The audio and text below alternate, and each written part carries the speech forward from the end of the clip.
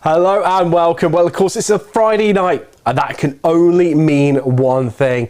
It's the doubleheader here on Apex Racing TV, kick-starting this evening with, of course, the Clio Cups, the support race, a brand new element to, well, the sim racing as a whole, but also here at Apex Racing TV. And I'm Tim Cotts, joined by, well, someone slightly different this week, not the usual Sam. Of course, we had Jamie Fluke last week from Apex Racing Team. This week, we've got his boss in. Getting serious, it's Alex Simpson here, team manager at Apex Racing Team. Welcome along. Bring your insight, knowledge, and... Not so sure about that. Well, skill, well, obviously, Formula, previously, obviously, part of the Formula World Championship as well on iRacing.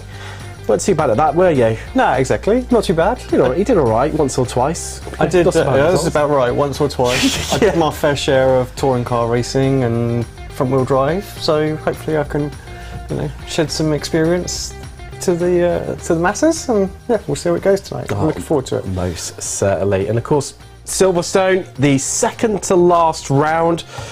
What could go wrong? But of course, 1 week ago, we were at Long Beach. Well, I wasn't, but Sam and Jamie were. Let's take a little look back, of course, to what happened there. Well, it was, what can we say? Classic Clios heading down in towards turn one. Plenty of the field all scattered through there, got through, but of course we all know with Laguna Seca, I feel I even called it Long Beach previously. Right country, started with the right letter. Final turn, it's always a chance. Lasco didn't get the move done there, but this is where everyone started to find their field. The track bedded in, but it was these two, the two protagonists that Fletcher and Harris have been all season. And well, this just preceded most of race one. Before we even got to race two, door banging, you see Fletcher, look at him squirreling on the brakes to try and get the move done. But Harris says, well, you can sail straight past me. You see, well, he's just soaring at the steering wheel there.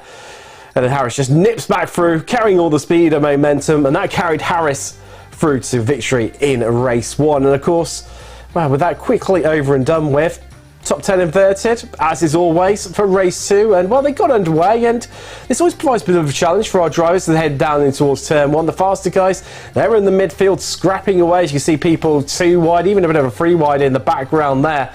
And well, it was a relatively safe-ish start, although a bit of bumping in the midfield there. And as soon as you get out of those lines, so easy to lose those places early on. You see Fletcher just locking up in big style there, Harris just behind him. And then Harris just getting really squeezed to the wall there by Fletcher as they headed out across the start-finish line. And that proved to be a bit of an elusive move, and part of what came the conclusion of the race. But these two, well, they've been nip and tuck all race season long. Never mind the internal racing as well. See Jack gone heading across the line. And of course, it's Fletcher who took the victory in race two. Two races, two different winners. More of the same tonight. Silverstone on the Grand Prix layout. Bit bigger and more room to play with. Width and, of course, track length. I mean, I was just looking at some of those replays. Oh, there goes my earpiece. We'll come back to that in a second.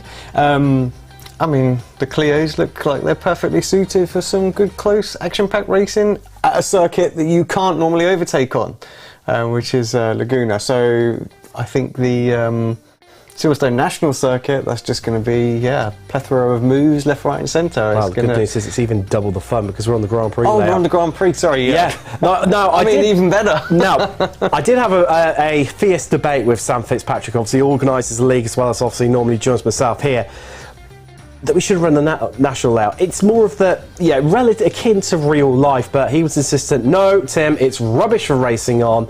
The Grand Prix layout's far, far better. We're racing the Grand Prix layout. So here we are this evening. This is the guy that said that Daytona 24 is the worst race in sim racing. Hallelujah. I completely agree with you. It's too long and a boring track where his very, very words. And here we are at Silverstone National. Yeah. I've done it again. The full GP circuit. Yeah, you can tell he's a bit out of practice, a bit rusty, but no one know exactly what's happening. Let's take a look at the calendar. And what a season it has been so far this year. Kicking things off at Okayama, and that really, well, it was almost a bit of like a sorbet to cleanse the palate, really. So we headed to the land of the rising sun. Great action, and it really set the tone for things that would come. Brands Hatch, some epic battles around there. Spa, I mean, surely you think the cars are completely unsuited to that circuit. No, they didn't get the memo. And then Sebring, switchbacks aplenty. Laguna last week, now at Silverstone. I'm going to round things out, of course, at the Nürburgring. That's going to be entertaining, in the say the least, on the industry farting around there.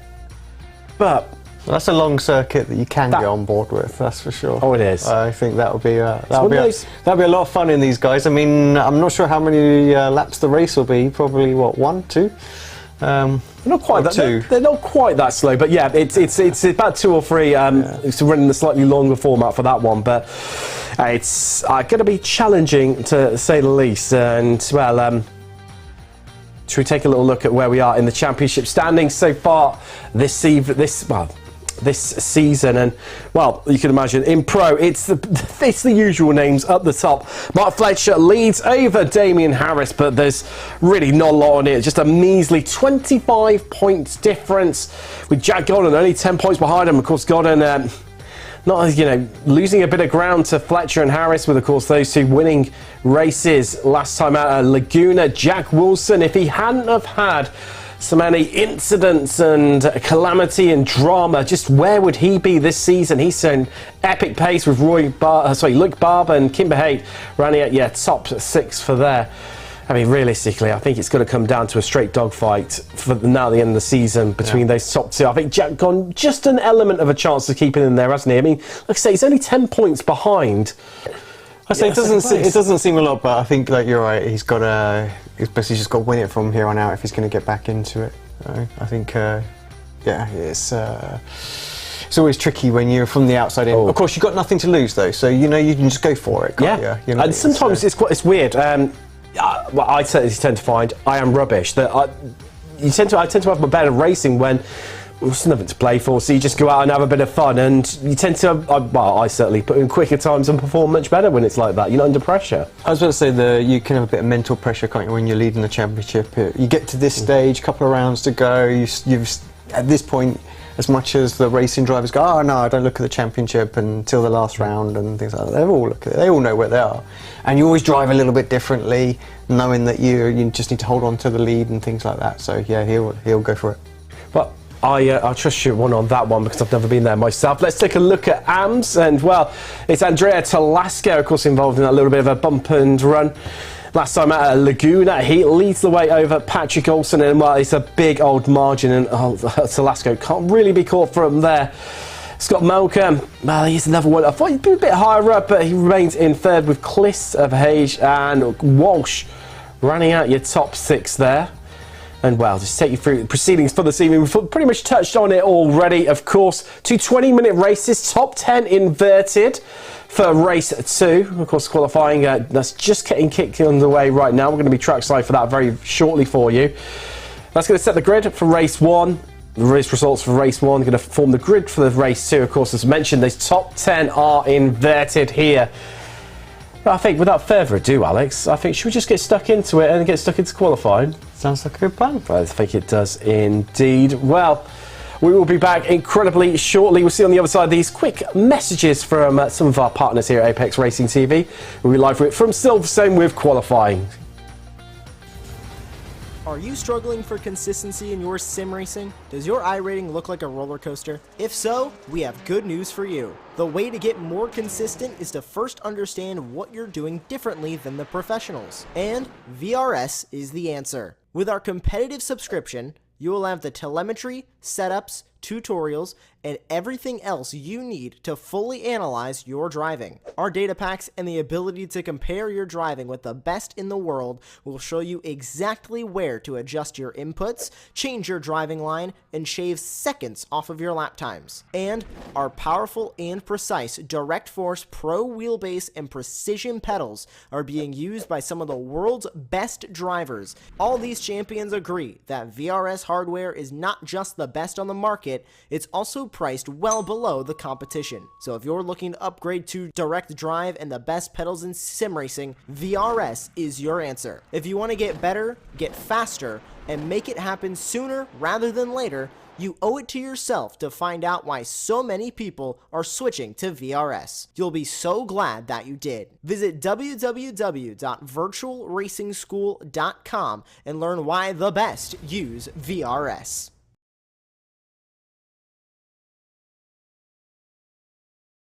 Hello and welcome. It's time to qualify. And I can tell you, well, it's those top 3 protagonists. Well, actually, near as damn it, we've got our top 4 as they stand in the Pro Championship, occupying the same positions in the top 4 in qualifying, exception of Harris is just in front of Fletcher right now, Alex. And it is as close as you like, as well, we've just pretty much come to expect and just accustomed to this championship. Yeah, I think even though we're at the full circuit, I think there's pretty tight margins there, those intervals. I think, yeah, just goes to show there's nothing between those guys. Obviously, I haven't seen too many of the previous rounds for this team. What's the draft like in?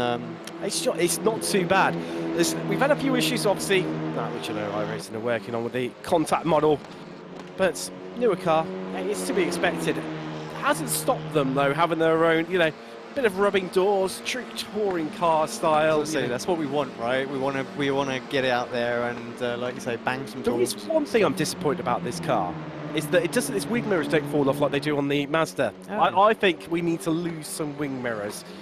iRacing, just make it happen. Make it happen in the next season's update. And well, as your current provisional pole sitter, Damien Harris of Wave Italy.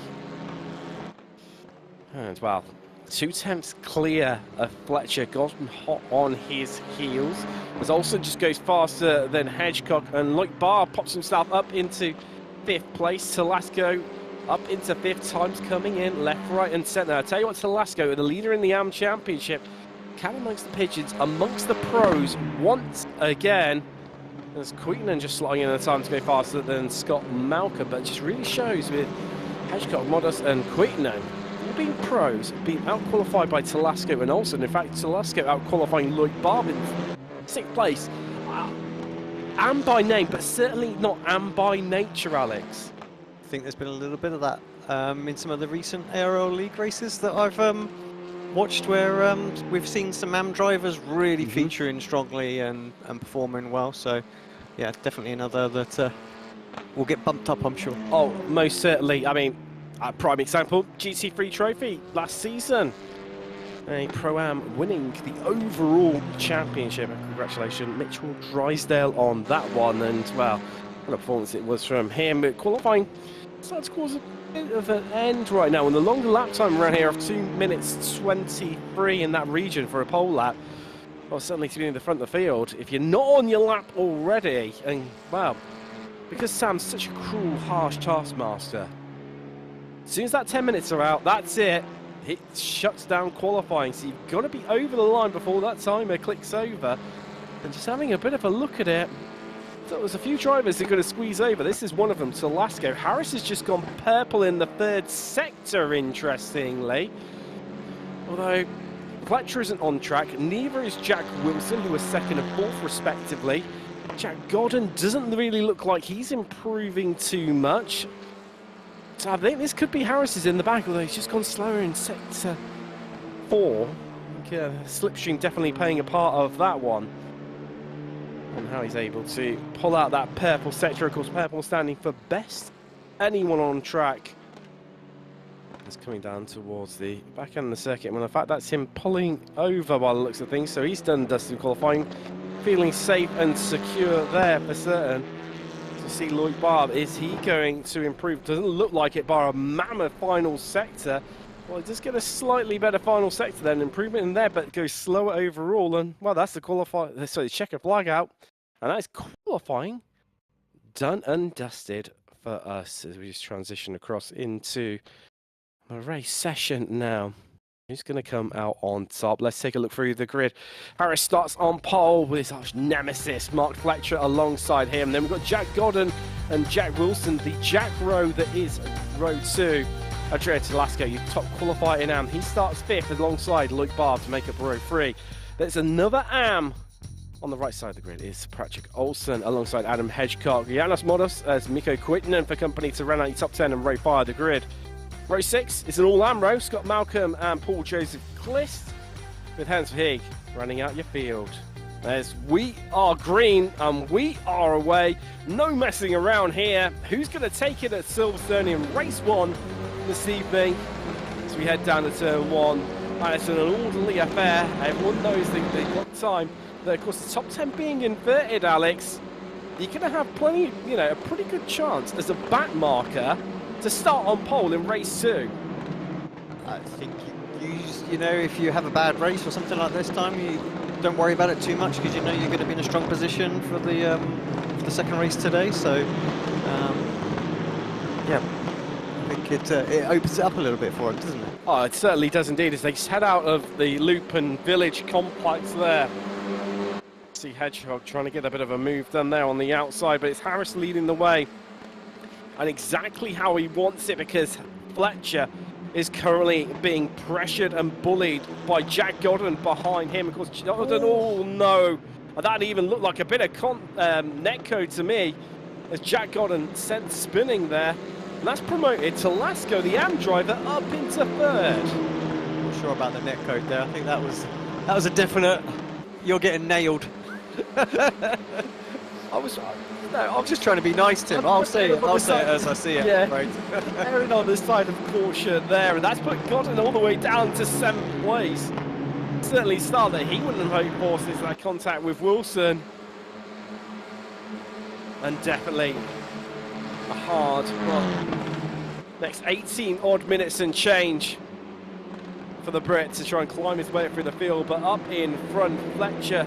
Well, he was dropping behind, but that's not the best of exits there from Harris. Because I tell you what, Fletcher's just taken a whole chunk of time out of him. In fact, just about half a second as they head down the back straight. A little bit sideways, I think, through the corner there. We saw it just miss the apex, and yeah, like you say, hampered his exit. These Clios, they're going to understeer for sure. And if you're already wide, you're just going to be a little bit compromised. And yeah, Fletcher able to get the run there, and there's move for Wilson. Did he manage to get through there? That's Wilson on to Lasco. The AM driver demoted to 4th, while they still at one place where he started. Wilson now up into 3rd for the first time this evening. Just getting a glimpse ahead of him. Fletcher practically bump drafting Harris down across the start-finish straight. So we head in down towards turn 1 here. And these two, of course, they came to blows for the first time this season, last time out at Laguna Seca. Is it going to happen again tonight? It's going to be a bit more of an orderly affair. There's definitely a bit of needle between these two that's evolved from that contact. So right on board with Mark Fletcher. I just love the way that the exhaust just pops and crackles on the overrun on these cars. I mean, how have these guys been all season? Have they been really sensible at the start of races to try and build a lead before they get into it and have a good old battle? Or these two, and of course Jack Godden, who of course that bit of content sent him sideways and he fell through the order earlier on.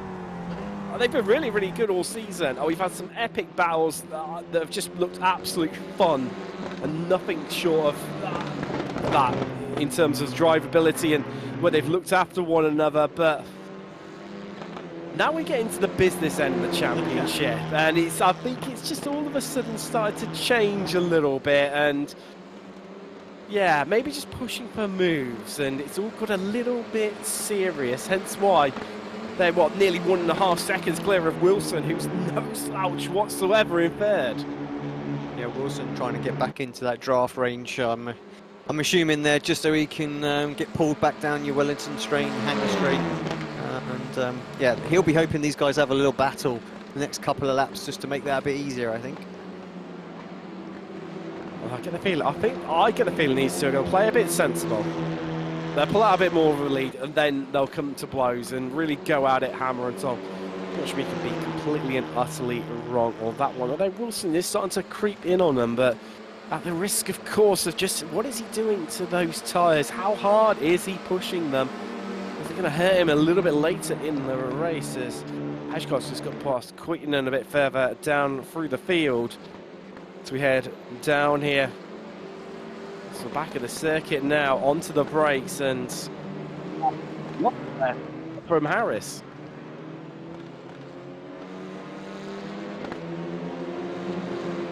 Here we go. Let's take a little look at some replays of exactly how it all happened and unfolded up at the start. And I mean, Bit of argy-bargy, bit of figuring one another out, but relatively calm getaway, Alex. Yeah, it wasn't too much contact until we got to Brooklands here, and yeah, other than that, I mean, even that was, to be fair, that was actually pretty mild. They were able to stay on the circuit, so, but yeah, usual first lap shenanigans, I think, and everyone settled themselves in pretty quickly. Let's see, Wilson getting the move done there on to Lasco. Lovely little move up the inside there into Stowe. Get that one done. So he had down the Wellington Straight, of course, named after the Wellington Bombers that used to be based here back in World War II. Of course, this former RAF air base. It's, the countryside in the whole of the UK scattered by them. So many of them have been turned into racetracks. Some a lot more iconic than others. This is when we need Sam, right? Sam would be the perfect person to tell us how many have been turned into racetracks, or how many racetracks were previously air bases. Oh. That's definitely a Sam kind of stat, I think. Off the top, sorry, Tim. Just the top ones. I'm working this backwards here. It's Brands Hatch and Knock Hill of the prominent UK circuits, and are the only ones not to have origins within air bases. Of course, Snetterton. I think everyone probably pretty much guessed that, although the track layout has changed dramatically since its inception. Well, so is Silverstone, a lot of them, to be fair. Donington, of course, as well. Alton Park a little bit different. That's more of around the country grounds, that one. So that's not either. So it's not too bad. There's a lot more sort of very minor circuits that just purely for track days that have been converted from airfields. There's one not too far from where I grew up, in fact. That actually got turned into a track strip as well. So, yeah, it's definitely made use of them. There was plenty of them going around after the Second World War, and maybe a look up front. Oh no, just poked his nose out for a second, but nothing coming of it. I think you called it absolutely perfectly earlier, didn't you, Alex? In the sense of playing a bit sensible, aren't they, up front? Just eke out that gap. You know, there's plenty of this race to go. As you see, Lloyd Barb just trying to get a move done there up the inside of Patrick Olsen. He's still got his nose in there. And that's what I love about these low-powered cars. Just, you have plenty of time to get your move done, and you can remain side by side for so long. Yeah, people hit on the slower cars quite a lot, but actually they do make some of the best racing. Oh, pound for pound, you think about the Skippies, the Mazdas, the Clios now joining them. If you go into single-seaters, the F4s, sorry, the IRO4s, because we're not truly allowed to call them F4s, but yeah, all of them, absolutely epic racing. Yeah, I'm going to put a wager in that we're going to get to about 16, 17 minutes into this race before these guys start to have a bit of a battle. The gap actually went up to 1.9 seconds for a moment to Wilson, so it's getting in that right range where they can start to have moves, and they're not going to get swallowed back up by that chasing pack. But it's back up to 1.9 seconds, and well, there you go. You said you're about to eat my words. Here we go, right round the outside. Fletcher trying to give it a go. Squeeze wide by Harris there. He wants to cut back in as they head through one of the most iconic pieces of corners in the whole of World Motorsport through Maggots and Beckett's. So tricky in these cars where they just want to understeer out on the front end, just washes away from you. You can utilise it to your advantage though. As we head out down the hangar straight. I think Fletcher's just a little bit too far back, isn't he? Yeah, just I'm wondering if he's just having a little lift there as well, because it doesn't seem to be closing really at all. No, but I mean, bar that attempt there into what was the old turn one that is Stowe. Sorry, Cops even, apologies. Yeah, I mean, that's the first sort of attempt, though that was more of a pull alongside, just maybe to have a wave out the side window. Yeah, amazing corner in. Open wheel car for sure, and yeah, look a little bit more tricky in these front wheel drives. As was that Hedgehog going around the outside though? Yeah, Hedgehog just heading through there. Yeah, Miko having the mistake there. Yes, Kuitunen, and well, might be more damage inflicted on him. It's got Malcolm now on the inside. Driver's right of Queetonen. Well, that's going to be Malcolm through. Job done. Good to see Scott racing. Obviously, you've done a lot of racing with Scott in the past, in many of the different touring car series that have been out there. A few names actually in this field that I've turned some laps with for sure. That's the thing. It's a very sort of tight-knit community, isn't it? There at the touring car scene, and I mean, thank goodness that iRacing's put a lot into it. Although I'm hoping that's just a bit of a disconnect for Wilson or an internet blink. But he doesn't seem to be returning, and all of a sudden I'm getting a bit worried for him. Hopefully he'll leak back in, but that could be him out. I'm not seeing, according to our event viewer here, next to SDK Gaming, that anything has happened to him. Let's take a look. Has he had a bit of a disconnect? No, not showing anything within the actual sim either. That's a little bit strange. And not even in the pits. Oh, that's absolutely gutting for Jack Wilson. Obviously running it up in third.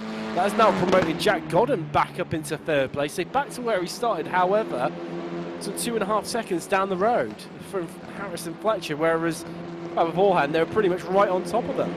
Well, that gives those guys the gap, I think, that they want, so that they can go at it in the final sort of like 4 or 5 minutes of this race. Talking of having a go at it, Patrick Olsen going to try it the long way around here, but a little bit far back, just in the background there. Queetonen's got back ahead of Malcolm. That battle for 9th place still looming large after Malcolm had just got in front of Queetonen. They're sticking with this Olsen Modos battle right now, all over 6th place. And I'll tell you what, it just looked like Wilson is not returning. Looks like a disconnect for him. Last now, it must have been. Yeah, it's been too long, hasn't it? And he's not showing up as being in the pit lane. Such a shame for him. Yeah, there you go, dropped due to upload packet loss. It's the worst.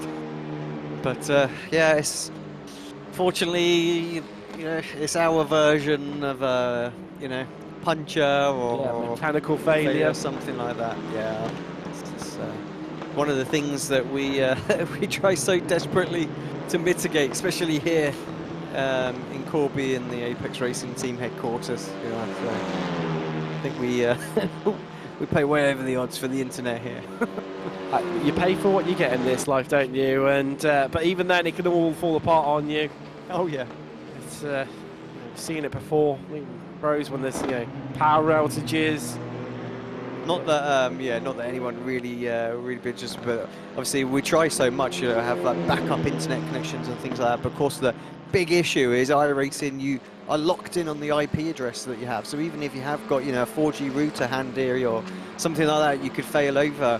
Doesn't matter, because there's different IP address, and iRacing boots you just the same. So it's so difficult to have a service that actually will keep you connected, because you just need that same IP always. Just in the lap of the gods, aren't you? The lap of the gods. And there's always a single point of failure with it. So I suppose it's the beauty of it and the beast at the same time, isn't it? And we're talking about that. I tell you what, Telasco, since getting passed by Godden, he hasn't let him get away at all. Only 2 attempts. He sat pretty much right on his bumper the whole way. He was able to keep up with Wilson just fine as well, and I think had Wilson not disconnected, which perhaps is what Telasco kind of was like, oh, where's he gone? It was a bit hesitant, because the move happened almost exactly the same time as Wilson started to drop down. So I feel like that's probably what allowed Godden to get the run. But yeah, like you say, there's nothing in him. Maybe if you can just stay there again those last couple of laps, you can have a little go. 3.5 seconds basically at the front now as well. It's I say I'm ready for some action, Tim. It's oven baked, ready to go. We've got 5. I mean, where are the last 14 odd minutes? In fact, nearly 15 minutes gone. 3/4 race distance completed. Even round 1 at Silverstone. So race 1 even. I wish it was round one so we could go and enjoy this all over again. What a season it has been. Harris leads from Fletcher. Close as you like our top two, and then it's still a battle for third overall between Godden and Talasco. With Luke Barr fifth, is Janos Moros in sixth, Olsen seventh, Hedgecock, Quinton, Malcolm, Verhage, Clist, although I tell you what, Fletcher just having a bit of a look, isn't he? Tyre smoke there. Just making him think twice, and guess what exactly he's going to do this one. Yeah, Damien just in there a little hot, I think, and that's given him the Mark the opportunity to have a go. Will he have a look into Cops? It's not always an easy place to overtake Cops, actually. It's a short braking zone, really, because it is such a high-speed corner, even in the Clios. And it sort of tightens up a little bit on exit, doesn't it? Sort of midway through the corner. Well, at least that's how it feels when you're in the car. And if you're trying to make it too wide through there, it's possible, but it's so challenging.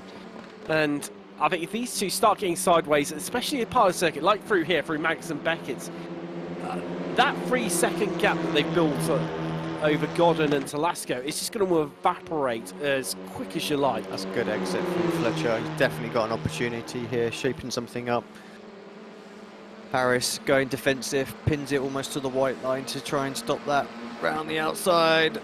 Fletcher's going to have to go, not easy, maybe the up and under, get a better run. Obviously it always places you on the outside going into the chicane. There we go, on to the brakes. Who dares be the last of the late breakers? And Harris holds on to this one, but only by 2/10 for now, and Fletcher just toying with him, shuffling and manoeuvring him around, and it pulls off all the ups, all the unders, and he finally gets Harris just where he wants him, pinned to the outside. As we head through, now they squeeze, they make it too wide. Harris is holding on for dear life as we head through in towards Village, onto the brakes, and Fletcher, wow, thought he got it covered, and Harris dives straight back at him. Yeah, that was good from Harris there. Just little jink to the right as soon as he got clear, sent it straight in there. Perfect little move. It's all going to come down to this final half lap then. 2.2 seconds now the gap though. This fighting is bringing them back in there. If they get at it too much, you never know. Godden could have a chance. I think this could go absolutely any way, couldn't it? I mean, another lock up. It's 2 laps in a row. Those front tyres are going to be screaming. Oh, working absolute overtime, aren't they, in race one at Damien Harris's tyres? But Fletcher, has he got it in him again? Can he shuffle Harris around? Is Harris now wise to it? But Jack Godden has got to be just absolutely hitting everything perfect if he wants to stand a chance of being with them when it comes down to these final few corners. We head through Cops and in towards Maggots and Beckett's. Here we go. They're going to have a bit of a look here. We spoke about this last lap. If they get side by side through here, they'll lose a lot of time, but they don't. They remain as they are. I just don't know how this one's going to finish. I mean, I wish we could fast forward just to find out. But look at, I mean, Harris just put out Damon Amazing sector there, like literally 2.5 tenths gained there.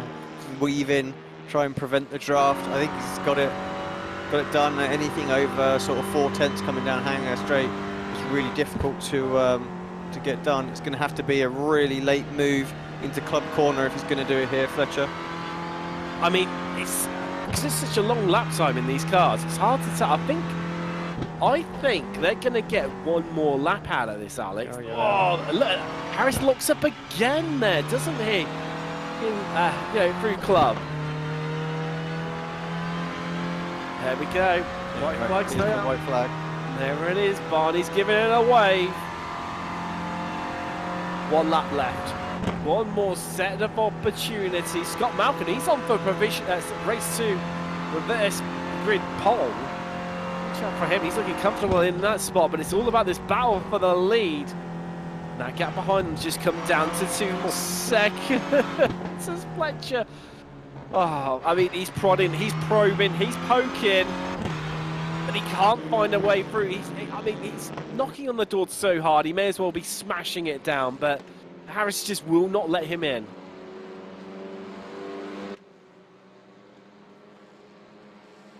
Harris knows he's in a bit of trouble. You can see those defensive lines. He's really starting to pull now because he knows that if he leaves the door halfway open, Fletcher's just going to say thank you very much and put his the front end of his car right in there. Yeah, he went for that move a couple of laps ago and Harris had time to react to it, but there'll be no time this time.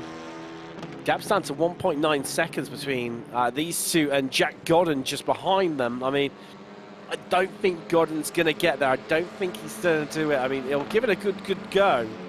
And Godden pulled away a little bit as well from Andrea there too. Oh, using all the circuit and some more. The tactical off tracks. You got to keep them. But here's a surprise little move. Fletcher deciding to go side by side into Maggots. No, definitely unusual, but really upsets the line for Harris. Will he get this run? Definitely trying to open up Chapel Curve there to see if he can get the run. It's not too bad, but not as close as he was when he actually did the move. Oh, I mean, I tell you what, there's not much draft in these cars, but they're trying to break the draft right now. Is Harris over Fletcher? Here we go. Essentially, 3 corners left as we head through Stowe. It's down towards Vale now, and Harris just needs to hold on that little bit longer. Gordon's coming. He's up at 1.5 seconds the gap, but he's not going to do it. As onto the brakes they come. And Harris will hold on. He's going to take victory here in race 1 over Fletcher. It's been as close as you like for the whole race. Fletcher second, Gordon third, Telasco wins Am and 4th overall. Great drive from him. As you mentioned, top 10 inverted. So if he stays where he is, Scott Malcolm will take reverse grid pole. As Modos comes across the line there. Olsen's going to pick up second in Am. Great result from him. And in fact, Malcolm will pick up that last of the podium places within Am in third. So great result for the Scot. There he is coming across the line. Yep, good job for Scott. Let's say he'll. I've witnessed him being pole position on reverse grids plenty of times. So he'll do his thing. Hedgecock will have a really good chance as well. He sort of had reasonable pace out there, but a few things going on, so stay out of that trouble. You might have an opportunity to break away at the front. Oh, there is Kliss going to come across the line, last driver to do so.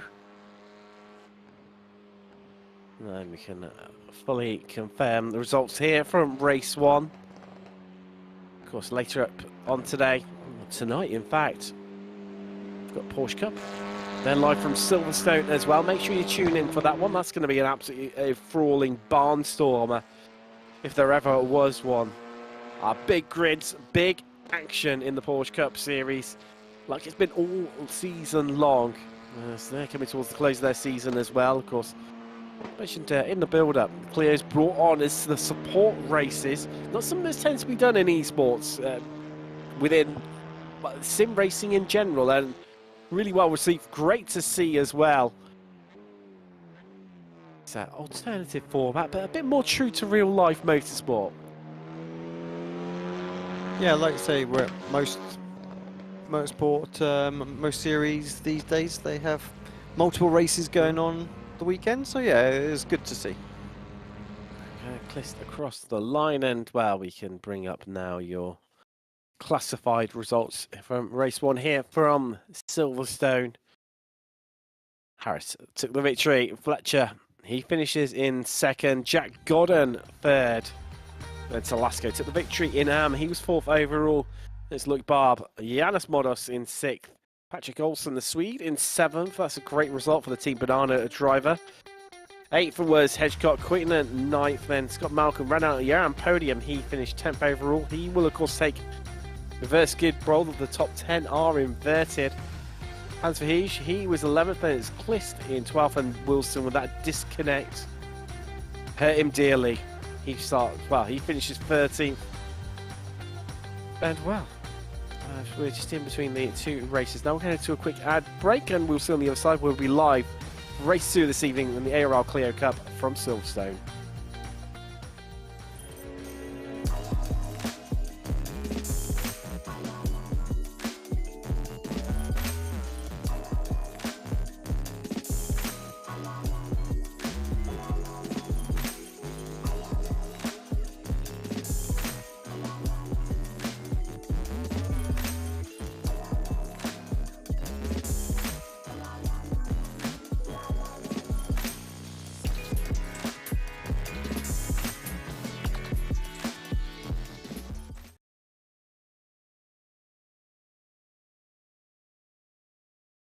Hello and welcome back. Basically, the British Racing Drivers School there. How's it the Silverstone Club? Sorry, club. Did I say school? You did. I did. I've just got a driving school, clearly. I'm on my brain. I think that's due to one of my friends was posting. He's a driving instructor, and that earlier on today, and that's what's I got it ingrained into my mind, and I was home to the said club, and well, of course, the iconic wing as well now at Silverstone, and the brand new pit lane. Yeah, I mean, it's been around for a long time now, actually. It has, yes. I say brand new. Was it 2011? It's really, it is that long, isn't it? I think it was 2011. Doesn't seem like 5 minutes ago in some ways, but yeah. But yeah, That's there's quite. tough. I mean, the circuit's gone on quite a lot. I mean, we were looking at in some of the shots on the stream as well. You know, you've got the museum there, the experience kind of centre as well. So yeah, you've like the Porsche experience centres there as well. Isn't it? It is, They do a lot of yes. stuff as well. So yeah, there's a lot. And the last time I was up there, they were building a lot of houses and apartments. Yes, they've started doing that as many a race circuit needs, additional revenue streams. So yeah, that'll be interesting. So you can own an apartment, and I guess the idea is that you stay there when the race is going on. I can't imagine it's permanent housing. Maybe it is. I mean, what a place! Maybe it's not going to be like a B&B type thing or something. I don't know. What a place to live! I mean, it'd be pretty awesome, right? Oh yeah, just sitting there. I mean, if they're trying to make it like a whole little sort of mini village, can you imagine staying there? What way to eat your morning cornflakes, with a view and motor racing.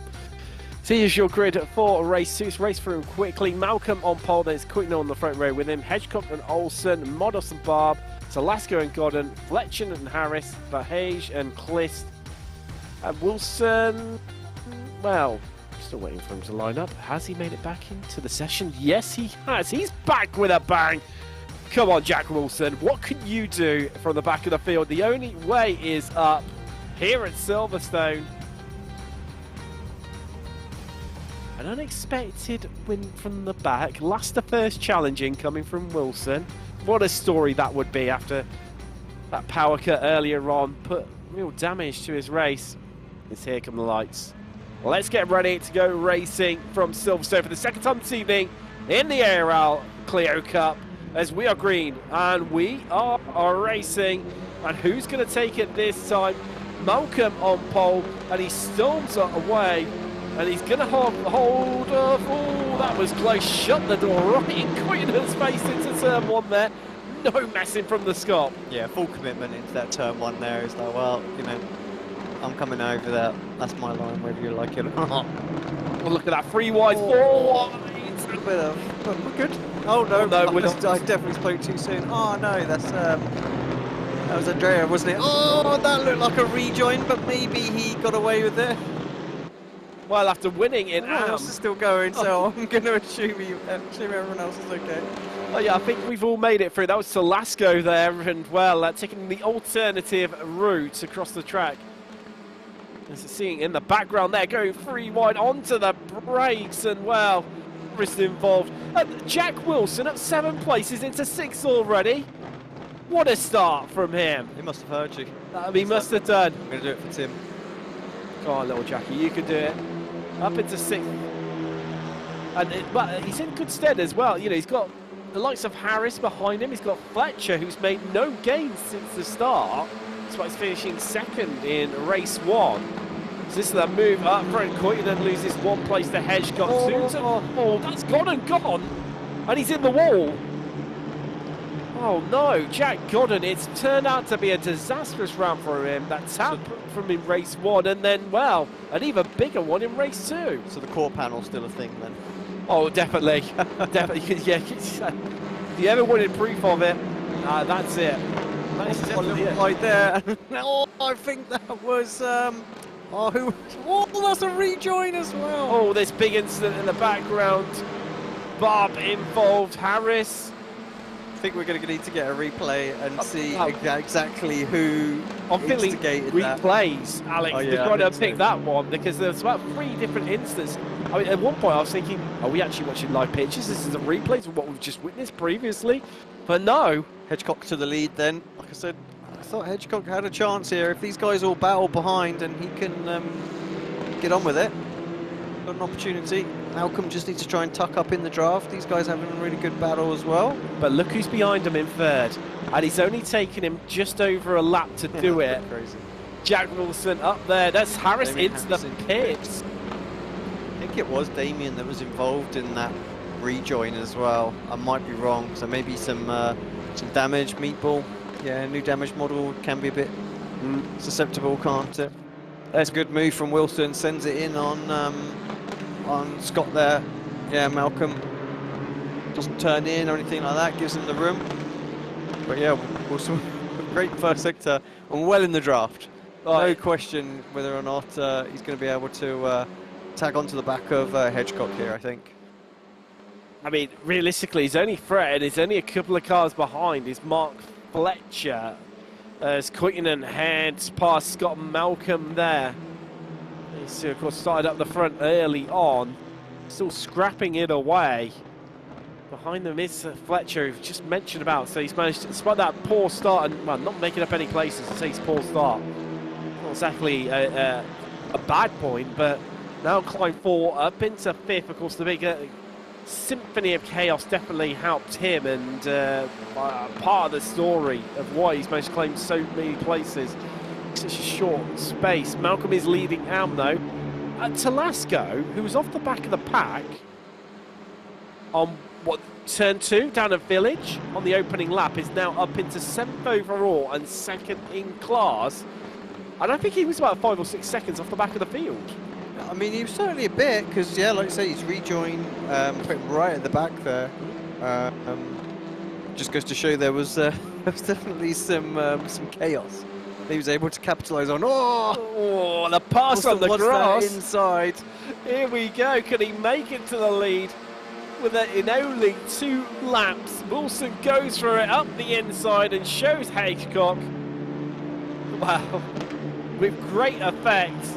Oh, I got a bit worried there that Hedgecock was going to come across and tap him, but Hedgecock's not done and dusted this one as he's almost nudging Wilson there as he launches it across the curbs. And that's surely going to secure first spot for Wilson for now. But look who's pushing and desperately hunting him down. It's Fletcher. That's Quinton picked off. In fact, he's picked up into the braking zone previously as they came down towards Vale. He got past Scott Malcolm, who's now down to 5th. Quinton obviously dropping to 4th, Fletcher now up into 3rd. And this is not what Harris needs in terms of the championship. I mean, we said about could Godden catch them. Well, I mean, he's all the way down in 10th now after his trip into the wall very early on. So this is looking like it's, with 1 round left in a week's time, this could well be Fletcher's championship. Or it's become a lot less pressured for him that final round, where he's going to increase his points buffer exponentially in this second race here from Silverstone. Good little battle here with Paul Joseph Clist and Hans. They've already exchanged position a couple of times this lap. So. Oh, well, that's Vahish there. Well, that's a different line. That's definitely, I mean, thank goodness that is now all paved and not the good old gravel trap like it used to be there. Yeah. Back in the days of Jeff Crammon's Grand Prix 2. Hashtag showing my age. And, well, that would have been definitely a beach moment, but now due to modern circuit techniques, he's on to the tarmac there. Whereas, well, let's take a little look at some replays of what has been some just absolutely epic and crazy and incident-filled couple of opening laps here from Silverstone. It's got away all relatively easy, except for, well, Wilson just at the back there, already out onto the grass, giving it Kevin Estra vibes on the pass on the grass. And this is where they all got compacted. Talasco coming off worse. So here's Harris, he's on the inside. Oh, and that's Luke Barb there, just making contact with him. Jack Godden tries to squeeze his car through. Yeah, you called it that 3/4 panel, that contact issue that the Clio is currently suffering with a bit. But it had like a carbon copy, wasn't it? holding on to it, and then poof. Well, I mean, in all defence to Harris, he was Just trying to save the car more than anything. iRacing grass as well. There's nothing he can do about it whatsoever. You know, he's not in control of that car at all.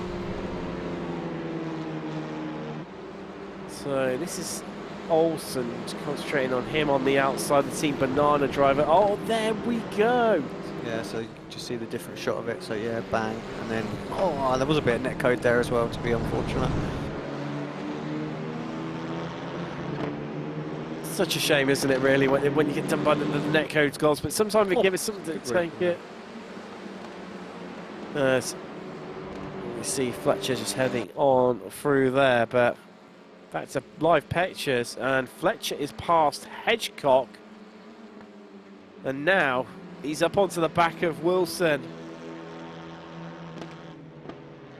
I mean, far too early to call it. Scott Malcolm not trying to give up this position. Well, that's how you drift a front-wheel drive car, isn't it? You know, lose the rear end and then just give it a bolt full of accelerator at the front to pull it back around again. But, well, they're going to come like animals enter onto Noah's Ark here across the start-finish line, 2 by 2. Now Velasco's going to have to do all those moves again. He's already done them once. I think he pretty much knows every part of this track as well as the off-track parts where he's obviously been, you know, nudged around, off them, bullied and ranked. 3 wide, here we go. Oh, this isn't a part of the circuit you want to go 3 wide into, as they're all going to zip in together, or are they just about making it and getting it done? Talasco, Queaton, Modest and Malcolm. Well, Modest, in fact, got it done on the entry into Maggots there. In great style, just in the back of the picture, so... Cool. I think Malcolm thought it was more sensible to duck out of that one and survive to fight another day.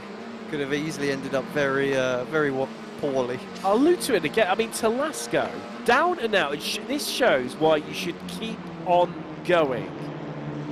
Because he's now up into 4th and he's leading his class. Yeah, despite being off the back of the lap 1, off the back of the field. So many people would have gone, do you know what, forget this, I'm off. Talasco, he said, no. I'll stick with this. You never know what can happen. And lo and behold, it's up into 4th. They were putting the fastest lap of the race in the last time by. Assuming that's slightly newer tyres as he had to pit, but still. Doing well, might catch up with some of these guys, you never know, towards the end. He's got half the race is gone, so he might get some more points. And of course, that's the one thing when obviously at the end of the season and participation is slowly dropping off. You can still score reasonable points even when you do have something. So yeah, just for showing up. You say that it's down and you know it's not good for him, but you know, it could have been a lot worse if there was 20 cars out there. Very true. Very true. Or we'll see, you know, later on this evening, you know, 30, 40 odd cars or more. It's you know, it happens so often. Wilson still leading by just over half a second over Fletcher. Over the half race distance mark. Can Wilson hold on? Is Fletcher going to end up with 2 second places this evening? Of course, Harris won race 1.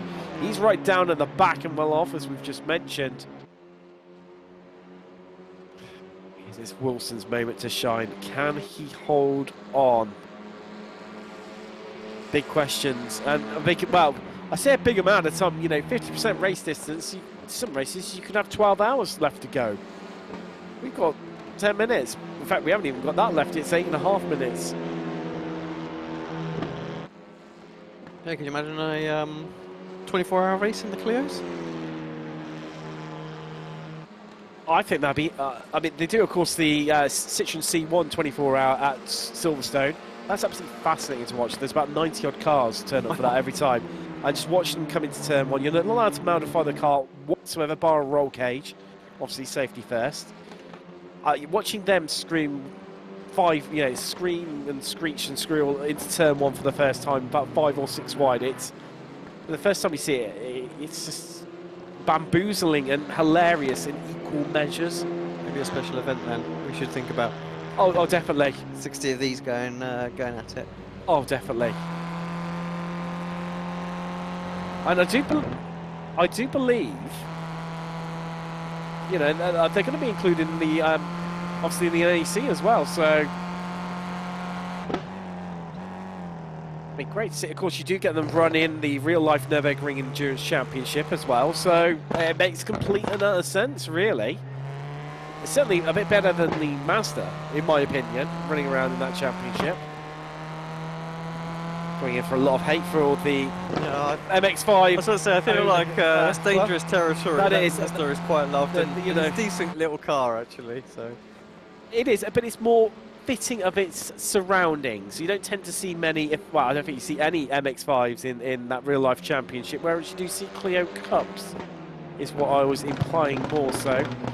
Before I have the whole of the Mazda Owners Club come after me, and equally all the MX-5 fans within the sim. Well, sims that, of course, it appears in so many. next time George Simmons is up here, he'll have you. He will do. He's another lover of the MX-5, isn't he? There's a few donut marks just in the car park, courtesy of George, and his MX-5. I'll have to do some reverse donuts in a Clio or something like that, just to even... Oh, definitely, yeah, just to, for balance, you know. Wilson, I tell you what, this is like history repeating itself, except Wilson, you know, Harris has been replaced by Wilson.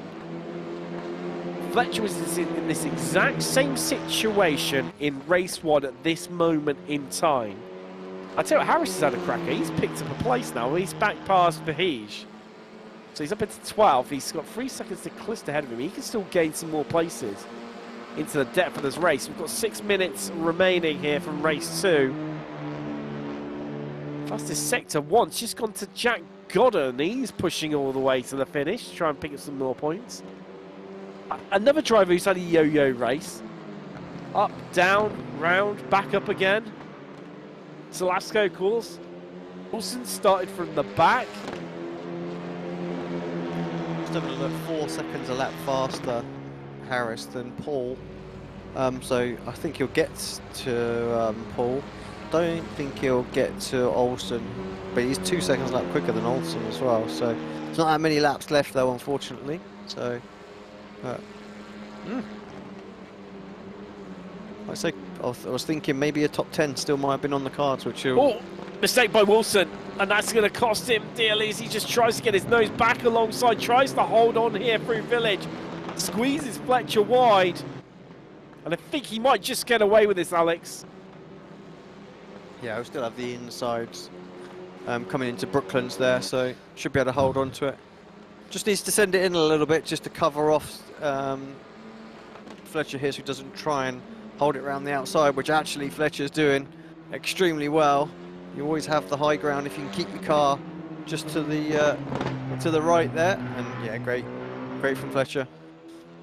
Looking for the switchback is Wilson. I don't think he's going to get there. Oh, well, he's going to give it a good go here, Alex. He's going to try and get his nose in. Can't quite at the moment. I feel like he needs to do what Harris did in the last race and come straight back at him. No hesitation, just to not really give Fletcher the time to settle in. But try and pull a lead, and just like that. Just like that. Just like that. Telepathically, it's like you almost know. Wilson retakes the lead from Fletcher. 4 minutes left. Oh, they're going to finish as they are? Well, I don't think so. What can Hedgecock do? If these two keep scrapping like this, he's going to be brought back into the equation. Just seeing the side by side behind. Yeah, Modus and Coyton. A nice little slide there. Oh, this is a cheeky little slide, wasn't it? Just to get the move done. Jack Godden on the back of the pair of them. Dine out on a 2-for-1 deal here and pick them both off in one foul sweep. You won't get that done, certainly not now. Head down the hanger straight here onto the brakes when they come down towards Stowe, and that's going to promote Godden ahead of Coyton. Relative ease and effect, and needs to get straight on to Janis Modos. Although I tell you what, fair play to Mikko Coyton, trying to squeeze him and get straight back and reclaim that place. Yeah, tiny little nudge into the back. Fortunately, with the front wheel drive, it stays fairly stable. That is one of the benefits for him, isn't it? Even if you lose the rear, just a bolt full of throttle, and it soon pulls the front end back around in spectacular style. fast. Yeah, it takes some getting used to when you first jump into front-wheel drive, but once you kind of learn that technique that, yeah, just slam the gas down to save the car, it's quite fun, and that's when you really can have some good battles. In here, apparently, certainly with the LMP1s, I'm not too sure about the new hypercars. That very similar technique with deploying your battery deployment, obviously, because that powers the front wheels. Helps to save it too. I mean, my experience of the P1s was those things just drove themselves. Yeah. You know, so Fascinating machines. As we're now seeing Talasco on the outside, drivers right of Hedgecock onto the brakes. And if Talasco can keep his nose in here, I tell you what, from the back of the field to finish on the podium overall, and as an AM driver too, what a story that's going to be for the Italian.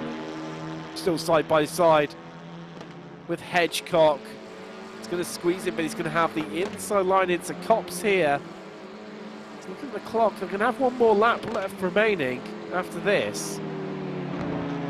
And they're still side by side. This is why we love racing, for moments like this. this is where we do it in sim racing as well, because there's pretty much always somebody in and around your ability that you can have a race with, and it is a whole lot of fun when you're doing this. I know it gets slated occasionally, and oh, why do I bother? All I get happen to me is I get taken out. But it's when you have moments like this, you realise why you invest so much time, money, wow, emotion and enjoyment into sim racing. There's Talasco fending off Hedgecock there, who's starting to get a bit aggressive and a bit racy, far more than he was when he was actually in front of Talasco. Now, some people just prefer to be chasing, you know, rather than be the chasee.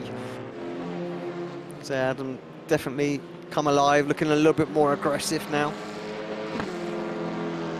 Getting ever closer at the front as well between Wilson and Fletcher.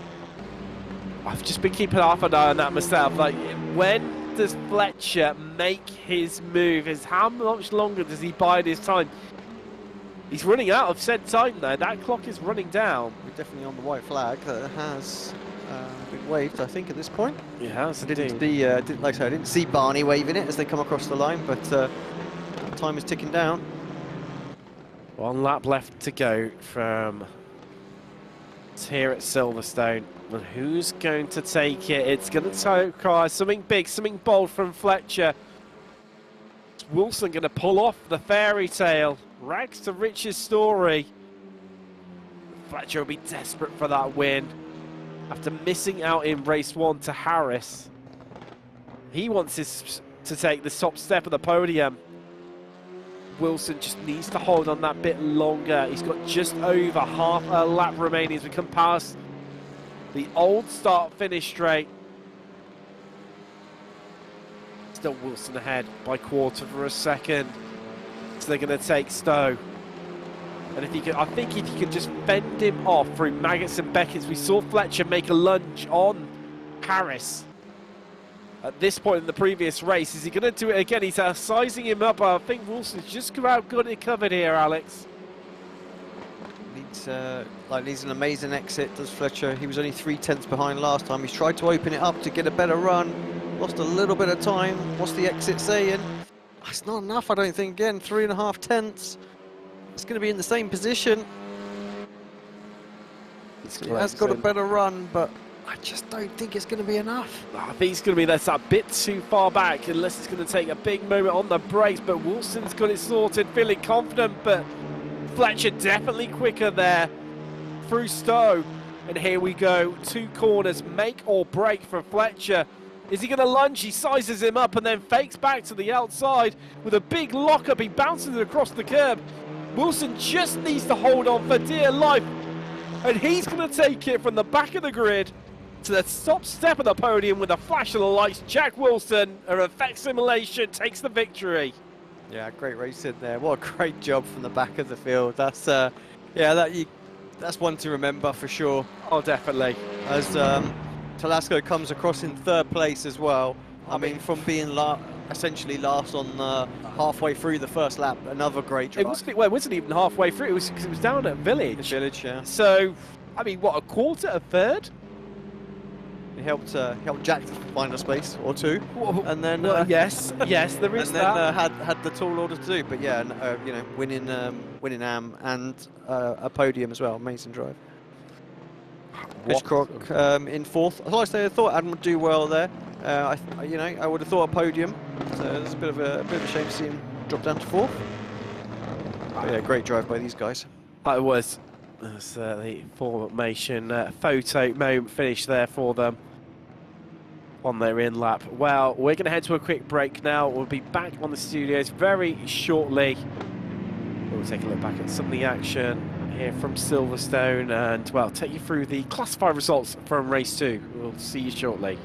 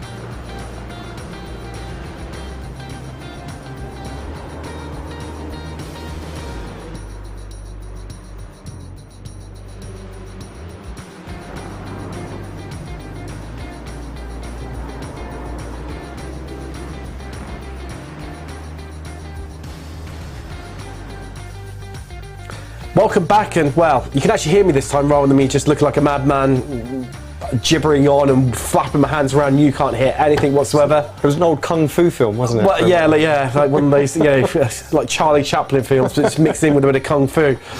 But well, race 1, that was a cracker, but race 2, I tell you what, just smashed race one out of the park. Had everything in there, everything. Drama, trepidation, upset, excitement, unpredictability in abundance. And that was just lap one.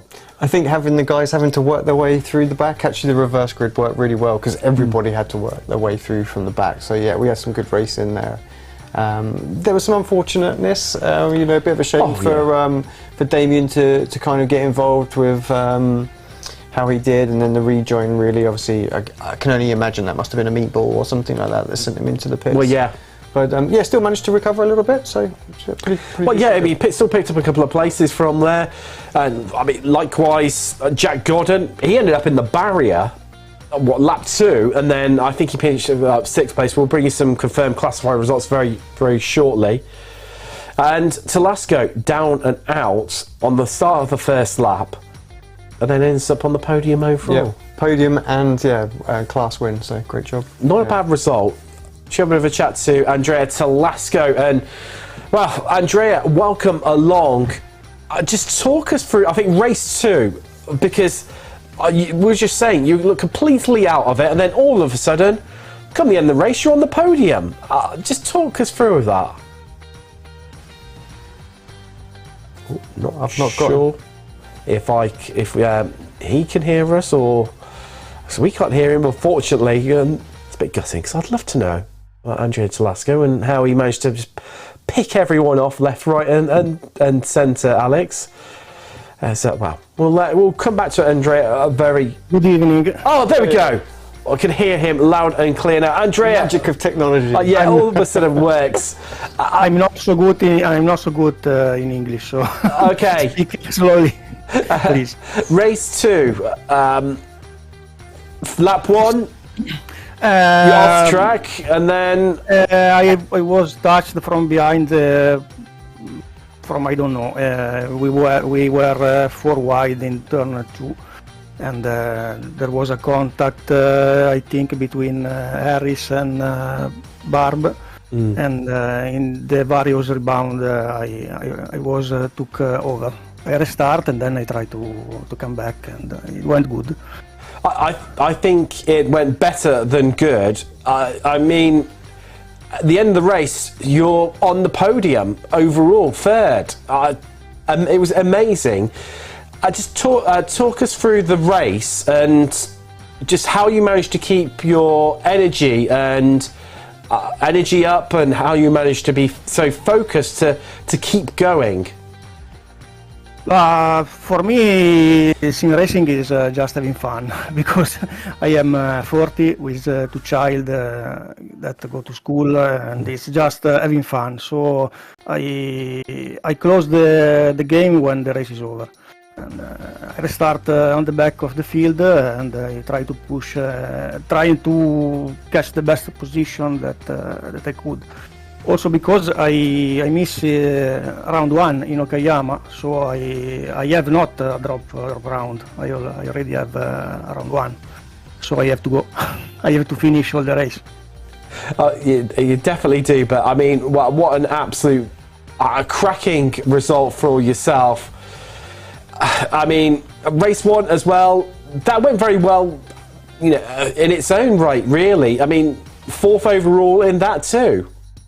Yes, race 1 I had a decent pace, not so good, but it's just 2 months that I play in iRacing, so I try to improving also with the force feedback, the pedal maps, and I'm improving.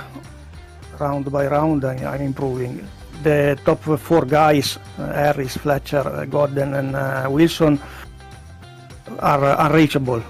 But if I can stay in the draft, at the moment I can try to do something good also in race 1. Race 2 with the reverse grid is also a little bit easier if you have a little bit of lucky on the first laps to have a good result. Race 1, stay in the top field is good for me. Wow, I mean, congratulations. Oh, what a result. Grazie, Forza Telasco. Grazie a voi. Ciao. Ciao. I mean, he couldn't have hoped for any. But I mean, despite being off at the end of the start at the first race, so the second race, I'll get my words out in a minute. Get there eventually. I mean, there's so much happened for Andrea there. He couldn't have hoped for a much better weekend, really. Double class win and a third overall and a fourth overall. Pretty decent and a lot of fun. You know, working his way back up the field as well. Definitely worth getting out of bed for that one. I'd be happy with that one. Yeah, definitely. Next up, it's Mark Fletcher. Would you like to have the honours, Alex? Sure, yeah, why not? Yeah, hi Mark. Just radio check first, make sure you can hear us. I can indeed. Yeah, how you doing, Mark? Well, congratulations for today. Good couple of results. Perhaps you'd have wanted one better in both, but I think in terms of points, that's exactly what the championship wanted, right? Yeah, it was a no-risk evening. Obviously, it got a little bit heated last week and over this week, so I was just like, right, if the gap's there, I'm going for it, but if it's not, I'll quite happily settle for obviously a second in race number 1. And then caught up to Jack, and same again. I'd rather go into next week with a championship lead than be fighting for it. So that was the idea. So tell me a little bit about these Clios then. I mean, they look like quite a lot of fun. Obviously, I've driven my fair share of front-wheel drive cars in the on iRacing a little bit, but how do these stack up compared to all of them that we've raced over the years? Yeah, I think we started around about the same time in iRacing, and they're just so fun to drive. I mean, everyone's saying that the contact box isn't great, but if you don't get that close, try and potentially take people out or tap people on the rear. They're really good fun. You can door bang a bit like you can in the touring cars, but they're slow enough that you can still have a big accident like what happened in race 2. But they're great fun. They're just nice and steady, and like Andrea said before, he's like 40, he's got 2 kids, he comes on and then he turns it off when he goes. What an amazing way to judge sim racing. Exactly, and I think that's the thing with these series. Again, like the front-wheel drive cars, there's always good racing. It's always good fun. We were saying in the broadcast, there is always somebody that you can have a bit of a race with as well, in no matter what, whether it's official series, league racing, whatever. So, and I feel like leagues are good because you get to know one another as well, who you can lean on, who you're going to race with each week, where there's a slight difference with the official racing and that. So it's good to see a good turnout for the first series, and hopefully we can develop it, and we'll see you back, but maybe as champion. Oh, I hope so. It'd be nice to have a GT champion and then a Clio championship as well. So that'd be good. But Northline's going to be a little bit hectic next week. I thought I was going to run away with it. I'm going to put all the practice in the way, and then I was following Jack for the obviously the most out of last race. I was like, he's got one of the stickers on the back of his car, and I was like, have you done many laps around it? He's like, I used to live there, so I've done like 1,000 laps in real life. I was like, this isn't going to be a walk in the park anymore, is it? Yeah. I said, you have to get your practice on early. Get ready for it. So. Dinner and practice for me now. I can't remember who I was talking to the other day. I was like, it's unlimited test time, right, with sim racing? Like, you can do it Telasco's way, turn it on, because you've got the kids, and then turn it off when it's done, or you can grind it out. Yeah, bank holiday weekend, isn't it? That's exactly what I'm going to be doing. Awesome. Yeah, congrats again, Mark. Anyone you want to give a shout out to while you're on the air? Obviously Brian, my spotter for that race 2 call, that was unreal. He was screaming down my ear of you need to take to the grass because Damien's coming back on. Mega shout for him, and just all the guys in the team and the sponsors, Freem, Sim Stickers, Finding Speed, Mr. Hedge, and thanks to you guys for doing the broadcast. I look forward to watching it back. Awesome. Yeah, thanks very much. Cheers, Alex. Speak to you soon. I mean, what a way to look at it. It's just, having the spotter, that real life spotter can quite often make the difference, can't it? They can see things that Jim, crew chief, God bless you, Jim. Yeah, you cannot get those calls from the in-game spotter. So vital as well. Now, even though they may be a little bit delayed, Because I don't know about. I mean, I don't know about Mark. I should have asked actually. Like, you know, does the spotter take over as the spotter and get rid of Jim on the first couple of laps and do it? You know, I always like to have both. You know, even though they're a little bit delayed, there's still enough time to go. Can't have too much of a good thing. Can't have too much of a good thing. Next up, we've got Scott Malcolm. Scott, congratulations. Well, first off, I mean, that reverse grid pole. I mean, were you so far up the grid, you know, so high up you had a nosebleed? Or, I mean, what a result that was said to be. I know smaller grid, but from there, I mean, I tell you what, looked like a bit of a challenge, but you definitely got your elbows out and got busy with trying to keep hold of it. I was a nosebleed, and I don't know what the hell I was doing up there. Oh, but yeah, I was just trying my best to try and keep us. Basically, I was trying to keep as many cars behind me and in front of Andrea as much as possible, but that didn't quite go to plan. I know, but having said that, I mean, you still had a solid result, all things considered, in race 2. Yeah, I know. But Andrea's just that fast. There's absolutely no way that anybody's going to beat him. You know, what was it? Started dead last or something like that, and he got a podium overall. You just can't compete against that kind of pace, no matter what you do. It's the youth for today, isn't it, Scott? Those whippersnappers are definitely being pesky towards you. But I mean, take us through race 1 as well. A bit of a different story for you. I mean, obviously picked up the reverse grid pole by finishing in 10th, but it felt like a little bit like you got a bit bruised and battered in that one, a bit more so than you did in race 2. My aim in the race 1 was to get the reverse pole, because that was the only way that I could see you getting a decent result in race 2. Anything less than that and it would be game over for me. But once I got the 10th spot, I just wanted to consolidate that and just make sure I got the 10th spot, so I got the reverse pole, and then just take it for there, see what would happen in race 2. Well, it worked out for race 2, didn't it? So definitely a plan well achieved. Scott, before I let you go, anyone you want to give a shout out to at all? Ignium Motorsports, you guys for like giving up your time to commentate on watching us mere mortals drive around the track, and obviously the rest of the drivers as well for putting up with my antics. And I'm now away to have a glass of whiskey, a couple of pairs of heels, because my finger is absolutely killing me. Well, certainly the first part sounds like an absolutely fabulous idea. And if I hadn't got to drive home tonight, I would join you for one. But, well, congratulations, Scott. Solid result here tonight. Scott Malcolm of Ibn Motorsport. And, well, not sure if we got any... I'm just waiting to hear in my ear whether we've got anyone else joining us. No, nobody else wants to talk to us, Alex. It's a shame. It is. But we got some good interviews there as well. I mean, I think you called let's go there a whippersnapper. Yeah, I know. I'll take that because he's the same age as me. So thank you very much, Tim. You know how to please the boss. He's older than me. I was just playing up to Scott. It's got to be done for certain. But well, I mean, for me, the standout moment of this round, back of the grid to the front for Jack Wilson.